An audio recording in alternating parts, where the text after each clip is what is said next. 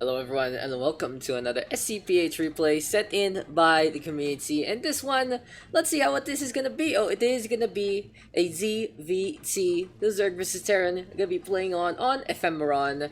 And let's introduce our players real quick. On the top left we got of the P-Noise crew, Aguiluz, gonna be showing us his birds, his feathers, whatever he has at the cowl.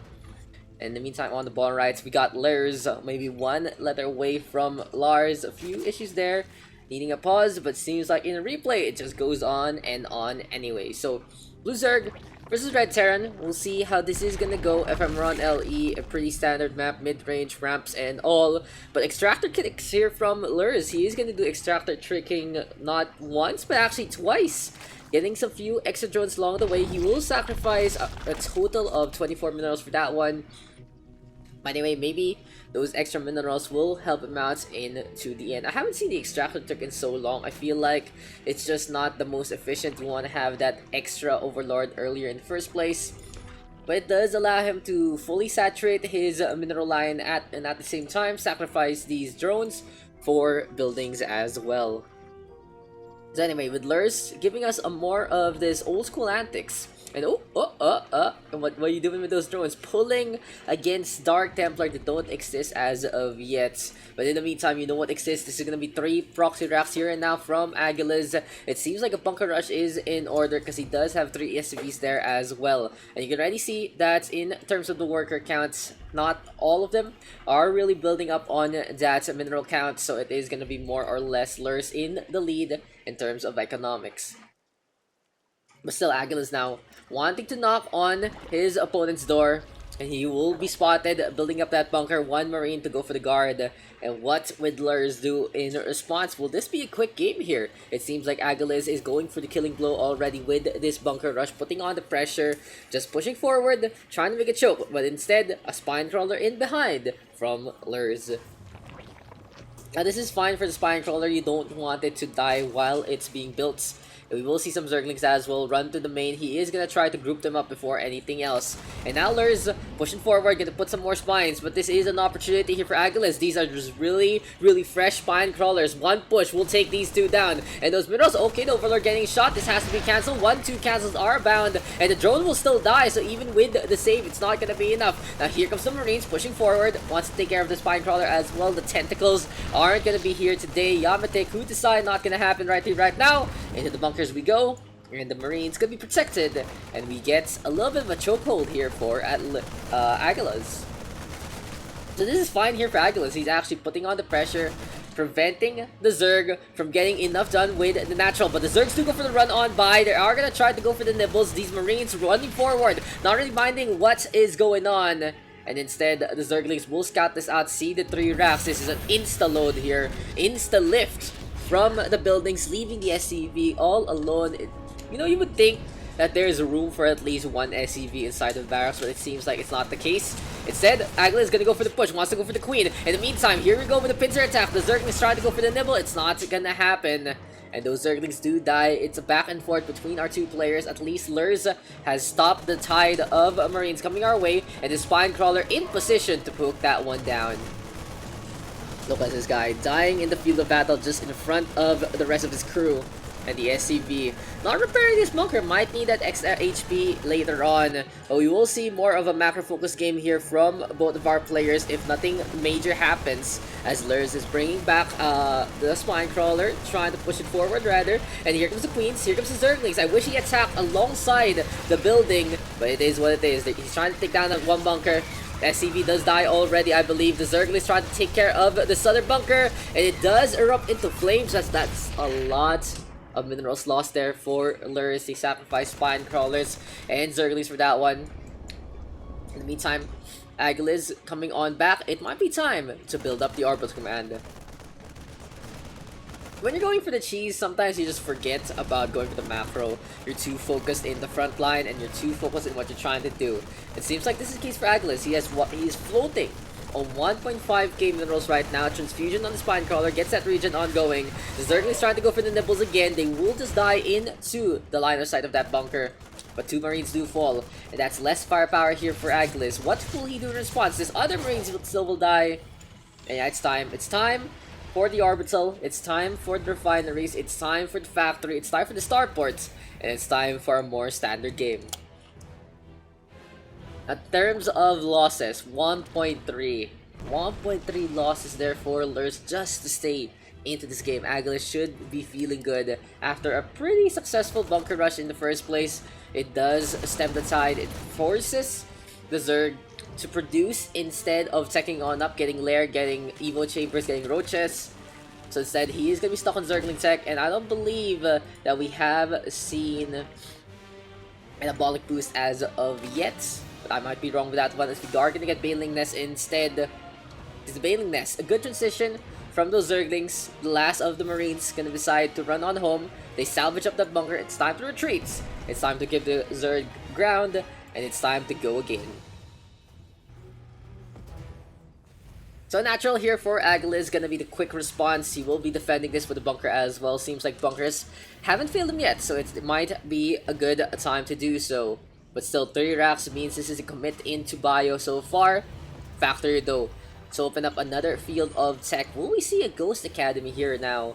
But Marauders now are into play. 2 tech labs as well. But it seems like it's an MMM ball. Medivacs, Marines, Marauders coming our way here from Aguiluz. Meantime though, the hatchery getting transfused on up, and this is interesting because Lars is using his energy for spawn larva, for creep tumors on transfusions on the hatchery. This thing will regen on its own anyway, and it might be a-okay later on when it actually becomes an engagement. But finally, Lair tech here for Lars. Both sides heavily delayed in what they're trying to do. Metabolic boost at the 7-minute mark. Absolutely ridiculous in terms of that timing. But still, it seems like it's anybody's game so far, as Aguiluz wasn't able to go for the killing blow. Lars, in the meantime, was stuck on Zergling tech for quite a while, but now he is on the hunt. Since he did build up a lot of Zerglings, and he wants to go for the push, he is gonna try to go for a nibble or chew. Unfortunately though, for Aguiluz, he only has a bunker here instead of a wall. Sure, it will get some really good damage done, but the Zerglings can run on in and wreak havoc on the economy line. But still, here we go with the engineering bay. It might actually be time to actually get a PF into this game, but Orbital Command still here for the second. Maybe the third gonna be a little different. Baneling Nest. Oh, this is a lot of Banelings. This is way too many Banelings here for Lars, and Aguiluz knows this is coming. It's right by his doorstep. He sees the cocoons trying to hatch.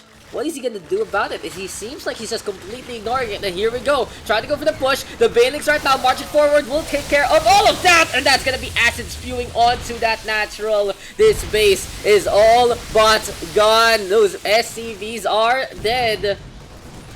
Unfortunately though, for Lars, he does get this good hit, yes, but Aguiluz can defend his main base with a siege tank and a supply depot wall. Once the natural, it was a thriving community, it was a real hope in the frontier, and now it has been laid to waste, but still the buildings are there, the remnants of the human race still there. It seems like it's time to build anew. With this mule starting things out, the bunker is out in the front again being built, and this time Aguiluz looking to build a wall, looking to defend against the Banelings in the first place. So a good thing here for Aguiluz, he can really recoup those losses with some quick mules. In the meantime, Lars with a successful attack will be deciding to move on to a third. And he has swapped over to some Roach tech. Very, very good transition here for our Blue Zerg. He wants to be moving up that tech 3, and he can do it even a little quicker. He can go for Hive, he can go for something else. If he wants to go for the Roach Ravager all in with 3 base, he can do so with a Nidus in this layer timing. Honestly, into this game, the time bank, the timer on the left hand side doesn't matter in the terms of build orders, in terms of context, in terms of meta timings and strategy timings. Why? Because that cheese threw everything out the window. This feels like this is only like the 3-4 minute mark. Maybe you can say like 5 or 6, sure, with those 3 bases and with everything done in the first place. But having the cheese in to the start, having those proxy racks, having that bunker rush, really turning things on its heads. Aguiluz able to defend with 1 siege tank on the high ground. Now he is gonna move over with a mine. We are gonna see a slightly smaller wall this time. It will protect one side of that natural, but it will still be open onto the southern end. It all depends right now. Will the artillery be enough to hold on and stem the tide of the Zerg swarm. The biggest issue right now for Aguiluz, he's so behind on that army count, but Lars is not one to go for the fight anymore. He was happy with that initial attack, and now he is going to focus on macro instead, looking to saturate those 3 bases and looking to build as much as he can. But movement speed for our Overlord is going to be up and about. It's a very cheap upgrade right now, very easy to get, and we still see some creep tumors. It's time to take map control, says the Blue Zerg. So here on Ephemeron, there's a bunch of expansions you can go for in a multitude of directions. You can go northward, you can go westward, you can go southward, you can go eastward. And there are a few bases into the middle of the map, but more or less they're not really special. They're just on the high ground. They don't have rich minerals or gas. And that poor SCV, I believe, leading the expedition, easily taken down. Aguiluz. Is he talking about Freddy Aguilar? Is he talking about the bird? I wonder what his name is about, but it's really fun to see, you know, new people send in their replays. But anyway, still the factory, gonna be getting those siege tanks out and about, some more marauders as well. And my only issue right now for Aguiluz is he doesn't have a starport as of yet. He's a little too afraid to expand to a 3rd. He is gonna go for the command center though, and finally it's his time to shine. In the meantime, Lars trying to build more of an army, but this time the Roaches and the Ravagers are leading the charge. So the Overseer looking around, trying to see if the 3rd is there. Now he doesn't see it, and Lars might be a little iffy with going for the attack this time. Because if you have that 3rd, it means that you spent all your money on the economics instead of the army. And now Aguiluz might have that bigger army, thinking like, you know, the Zerg is thinking right now. But in the meantime, it's not really the biggest thing. Still, we do have some good siege tanks in place. Nothing can really hamper those except those Ravagers, so Corrosive Bile might be the show. One with a mine out in front as well. Something will have to trigger that. Hopefully the Banelings don't get blown up. But it seems like he doesn't have any Zerglings whatsoever to go for the scout. Luckily, an Overseer is there. He can send in a Changeling first and foremost. This might be the coming storm here for Aguiluz. Lars looking for the attack, trying to find an area of engagement. Scouting Zerglings apparently do come on out. The Widowmine looks for the track, yes, but no, the siege tanks will clean that one up before the Widowmine does erupt. This time though, here we go with the Changelings. They are going to be running on forward. Will we see a shift? No! Oh, that's a big hit onto those Changelings. 4 of them easily dying. They put the pants on and they do die. But they do scout out that Widowmine, and it's now going to be time to fell the mine. The Overseer is in position. Here we go though with the siege tank Corrosive Bile onto those immobile targets, and one does go down, but this is huge hits here from Aguiluz. Perfect artillery positioning. The Baileys can't do anything. The Roaches and the Ravagers just die out in the front, and the Terran ingenuity at its finest. The Zerg could have played that a lot better. Biggest thing to note right now, the moment he saw those siege tanks, he could have played the oversight game instead. Corrosive Bile to slowly but surely whittle them down, take care of the map in front, because you run forward like that into a funnel, splash damage, easily taking care of those poor Banelings. Now we do see the scan to clean up the ground as well. And the Marine Marauder siege tank composition here for Aguiluz, very standard, very classical as well. Now still, where is my starport and where are my medevacs? Here we go. Finally, medevacs are out and about, but he does have a tech lab with it instead of a reactor. So this is going to be a lot slower along the way.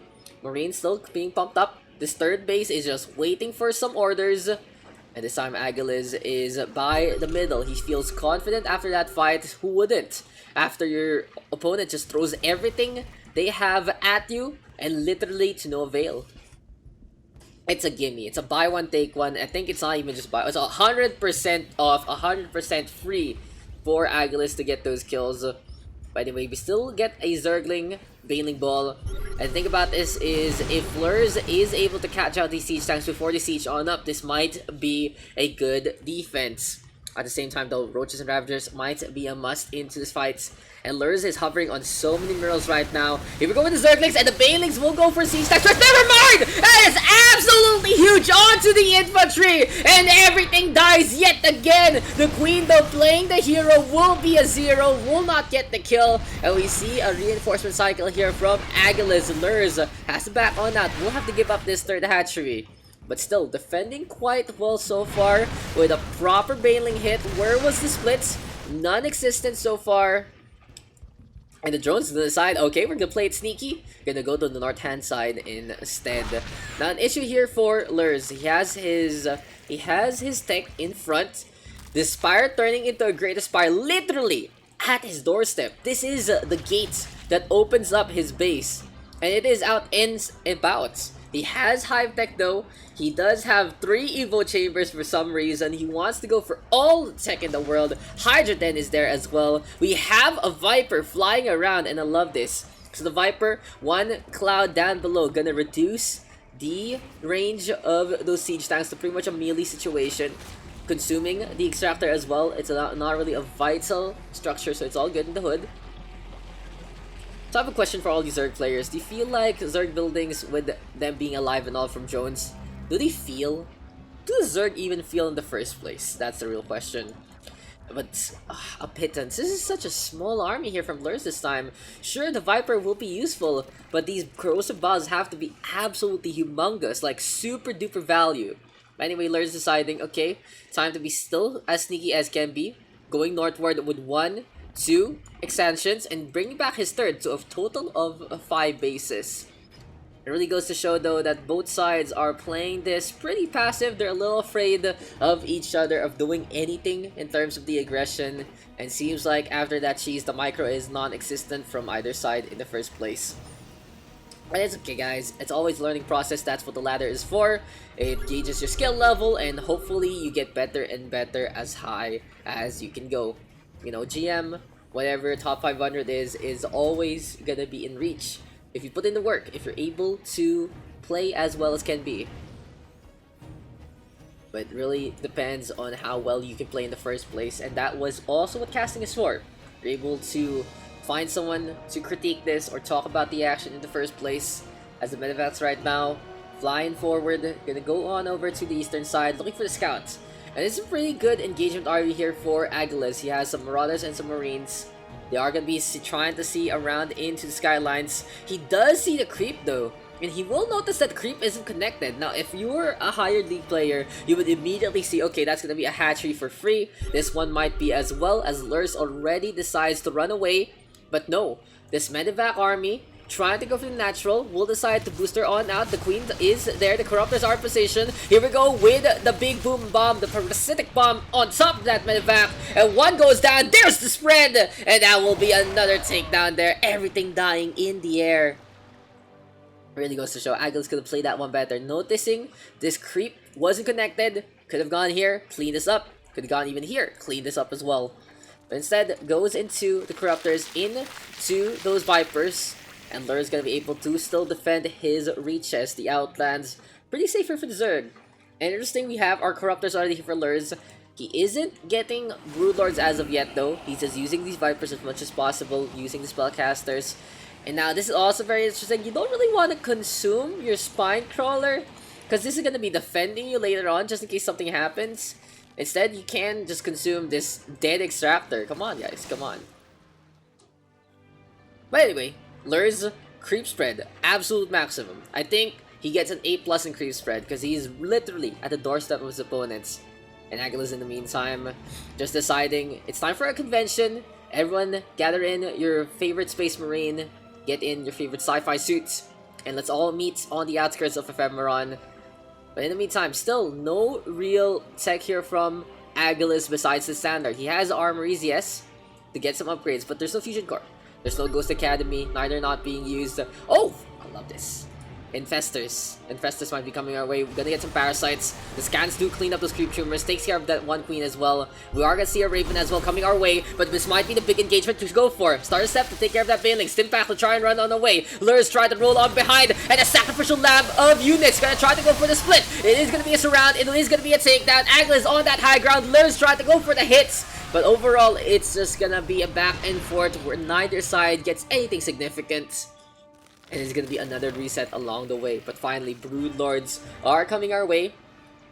Fun fact I believe about the Zerg is when you try to transform a unit and it isn't full HP, the moment it comes out, it's back to full health. You can do that with roaches, honestly. If you feel like the rapid regeneration isn't fast enough, you can turn them into Ravagers. Poor Ravagers, though, don't have the same kind of treatment. They lost their extra healing with a big-ass ball in the middle. Anyway, here we go with the Broodlords out and about. Here we have a fort base here for Aguiluz. In the meantime, still more workers coming over here for Lars. 62 workers though. The 57 means that his bases aren't as saturated as can be. So in the front of the economics is pretty even. Oh, Lars! Already caught in an engagement. We have some Liberators here from Aguiluz. The Siege Tanks also going for the Creeping Barrage. Beautiful scan as well. And this has to be the Blue Zerg retreating. Aguiluz having his number. But still, it seems like that's going to be a wrong dial right here, right now. Because more Broodlords are coming. Now, Lurs has to reinforce his ground. He needs to have a little more in the front to clean up the Marines coming his way for the Star Step. Or else, these Broodlords will get caught. Well, sure, Broodlords are quite strong, of course, against individual units like these Marines. But when they're a big ball, it's a little bit of a struggle. It's an insta-give, yes. But with one stim-pack push, they can push forward, sacrifice a few members of their clan, and be able to take him down. Anyway though, Broodlords now bringing in the front, the Vanguard, the tip of the spear for some reason. In the meantime, the Broodlings are in position. Oh, the Cyclone immediately torn apart. And the thing about these shock cannons, they do splash damage as well on their own units. So the Minivacs will have to have a little more than band-aids into this one. Maybe some betadine as well. But nothing cheeky here for either side. Now, Lurs is fully committed in microing his army. He has done nothing right now. He's on 4k minerals, 1.1 gas. He's getting absolutely nothing. It's going to be time to focus in the front, says the Blue Zerg. In the meantime, Aguiluz trying to get some more upgrades. +2/+2 on infantry and weapons and armor, rather. So overall, both sides can really do more with what they have and do a little more in what they can do in first place. That was a lot of Overlords you don't really need, but whatever, it is what it is. Corrupt is now going for the scouts, and it's gonna be a bridge over troubled water, as this might be the big fight of the century between our two players. Goes for the Prox though. Broodlord's always gonna win out in a poke war like this, because these units they toss out are quite free. Unfortunately though, the Corruptor does go down.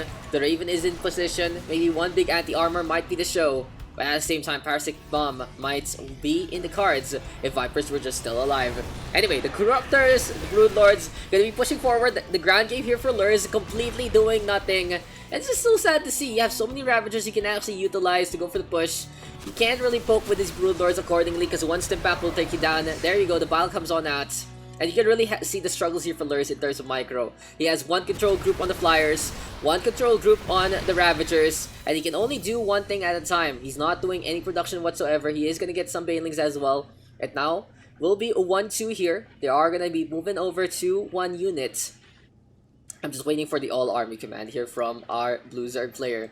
So really, Aguiluz should be looking to have the advantage into this one. He has been playing a little more of that micro game, playing more of that macro as well into this one. But still, that one Liberator doing nothing does put a little bit of a question mark on my books. Anyway, the Broodlords again, trying to go for the pokes. The Medivac trying to back on that as well. Here we do have a Thor into play. And this game really going the long haul with nothing really much amounting. Like, there are engagements, there are skirmishes, but the value is just completely lost on our two players, unfortunately. And what can they do better is just realize their timings. A while ago, Lurs could have kept on the pressure and might have actually won that out by stemming the flow of credits to Aguiluz, keeping him on one base, and slowly but surely just going for the bile on to those siege tanks. In the meantime, Aguiluz could have actually pushed as well earlier into this game. He went for the cheese, and if he was just able to put something in front of those Zerglings and force them to fight the bunkers, he wouldn't have had to lift things off, and he could have kept on the pressure. He was in the lead as well when it was reset, so maybe playing into more standard Reaper Hellion openings might be in the cards. He went for Siege Tank though, that does defend him quite well, but he lost his natural. So honestly, missed opportunities here and there for both sides, as that one Siege Tank missing the opportunity to run away will get taken down.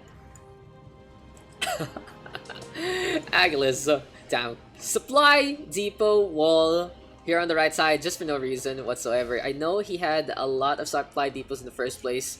Finally, we are gonna get a fusion core, and we are getting the Liberator upgrades as well. Is this the one? Is this the one for range? I think this is the one for range. for making these circles even bigger. Just keep an eye out on that one. We don't see that upgrade weight as much as before. There also is going to be that server upgrade somewhere along the way, going to be benefiting those libs, going to be benefiting those doors as well. Anyway, here we go with the push. Creep tumors are the targets. We'll get that takedown. Viper, parasitic bomb onto these immobile liberators, and it really goes to show when the micro isn't there. Two taken down. That is unfortunate.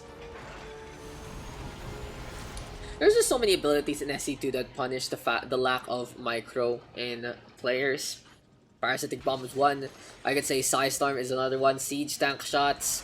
These liberation zones as well. They all have ways to punish people who aren't paying attention.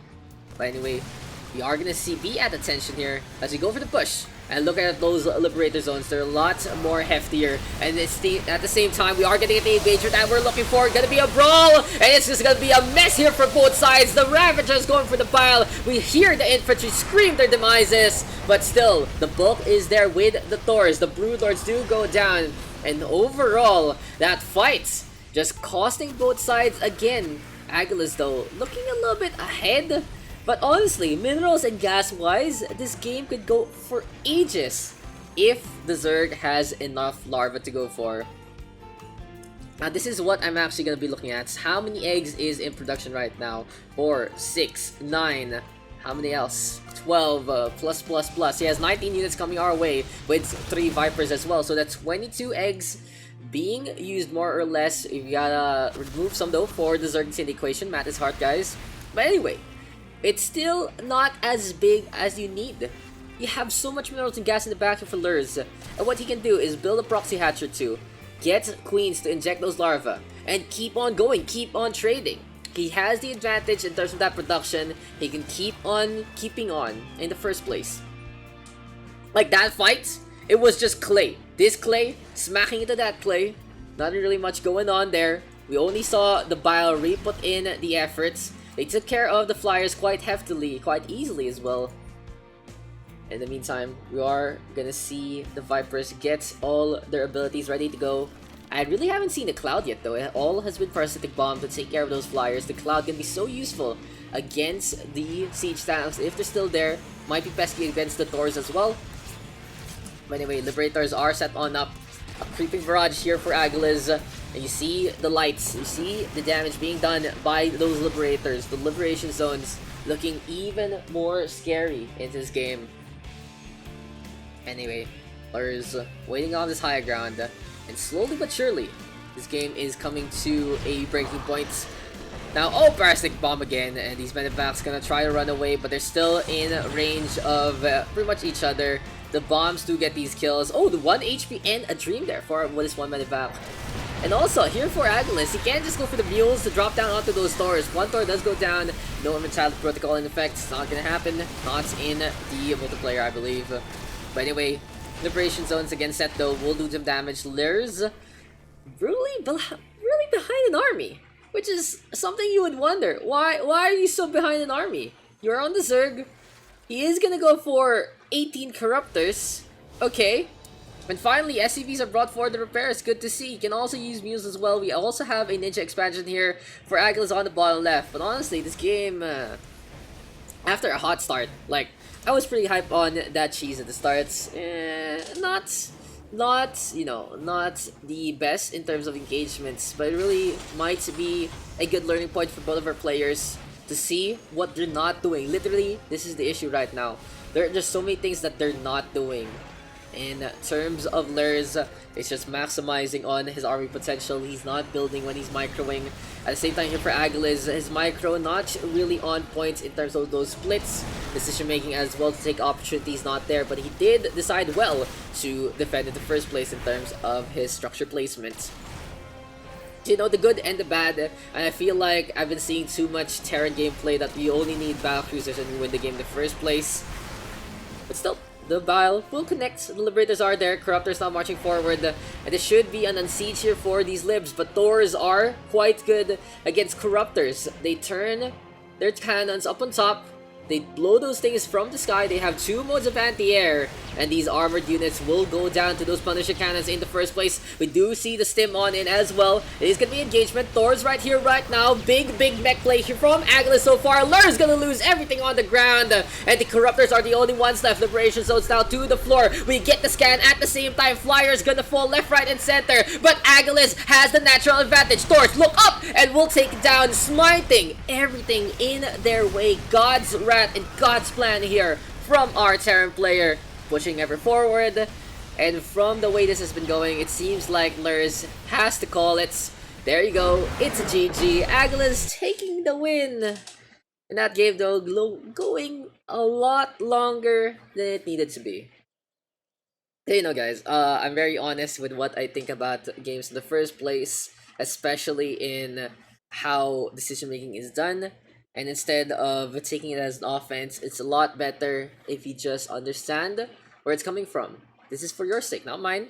I'm making content just because I love it. Just I like to do some stuff for the community as well. Starcraft 2 has always been Starcraft honestly has been a thing for me for quite a while, even though I don't play it in the ladder anymore, which I you know, it's not ideal, and I feel like maybe I'll be getting into that, you know, sooner or later, especially if we have more of stable things. At the same time, as a spectator, as an observer, I can notice these things. I feel like I can do them myself if I just hop into it.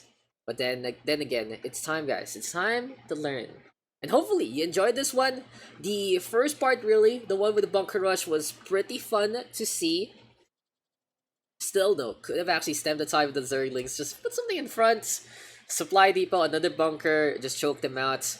Put the barracks even if you're that cheeky. Because with the run-on by, it was so dangerous. What if Lurs decided, okay, I don't care. Push forward base race. Get rid of the CC in the first place. And then put spine crawlers on his main. Instead of that expansion. Just stall for time there. Some good transfusions. Some other spine crawlers that are already in play. Could have already won it out for the Zerg, because that one run-on by was a defining factor. And honestly, if I didn't know the replay length, I would have thought that was GG. The moment it runs there, that could have been it. At the same time though, Aguiluz playing well into the defensive way those siege tanks, getting the right decisions, even though he does give up a lot. You know, it really goes to show that our Terran player here knows more or less into the matchups, even though he wasn't able to fully capitalize on it. By the way, this post game is going long, and I'll see you guys into the next one. We'll have some replays as well, and good luck to everyone playing in WESG.